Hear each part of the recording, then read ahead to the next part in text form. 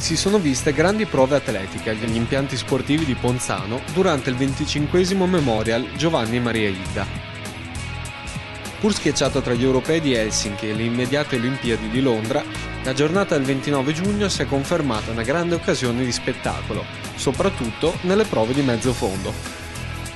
Tante le promesse italiane presenti all'evento e altrettanti gli atleti stranieri con alle spalle minacciosi primati personali.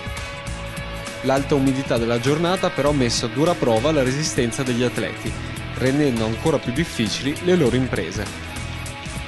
Non so se sia l'umidità, se non riuscivo ad andare dietro alla lepre, ho scelto io i passaggi per la lepre, da subito, non correvo oggi. Infine, la vittoria di Eleonora Berlandi nei 1500 metri è stata doppiamente felice, perché le ha fatto conquistare il premio in memoria di Nino Idda, a cui i giochi sono dedicati.